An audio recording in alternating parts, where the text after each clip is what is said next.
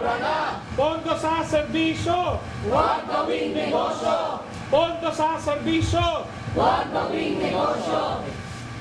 Nananawagan ang mga lider at estudyante sa Administrasyong Marcos na ituon ang investigasyon sa mga katiwaliang kinasasangkutan ng ilang opisyal sa pamahalaan at hindi sa mga kabataang bumabangon laban sa korupsyon. Mr. President, nahiya ka naman. Hanggang ngayon ay hindi mo pa inaako at hindi ka pa nagpapaliwanag tungkol sa 3,700 na mga flood control projects at iba pang infrastructure projects na pinondohan mo mula sa unprogrammed appropriations ng 2023 at 2024. Dito ay nanunsyo ng Kilusang Bayan kontra Kurakot o KBKK ang serye ng mga anti-corruption rallies na gaganapin mula October 31 hanggang November 30. Kabilang sa mga nakatakdang aktibidad ang Ghostbuster Project sa Medjola, mga lakbayan at mga mass action sa iba't ibang lungsod bilang panawagan sa pananagutan ng mga opisyal ng gobyerno.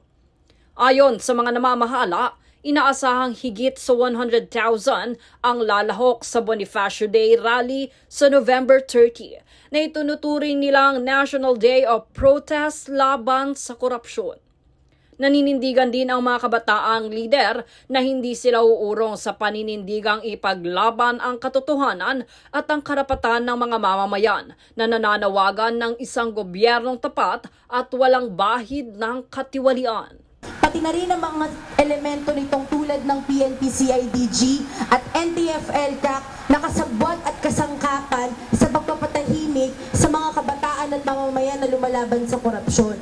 Lahat ng sangkot, lalo na si Marcos Jr., ay dapat na managot, tanggalin ang mga kawatan sa ating gobyerno, hindi ang boses ng mga kabataan. Kaugnay nito, tumangging dumalo si PUP Student Council President Tiffany Brillante sa investigasyon ng PNP-CIDG matapos makatanggap ng sapina noong October 22 at sa halip ay nagpadala ng liham bilang tugon sa mga investigador.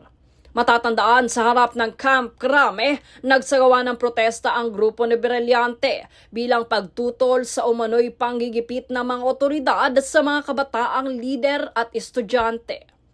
Giit ni Brillante, malinaw na ang pinapatawag na investigasyon ay isang uri ng political retaliation laban sa kanilang karapatang magpahayag at magprotesta.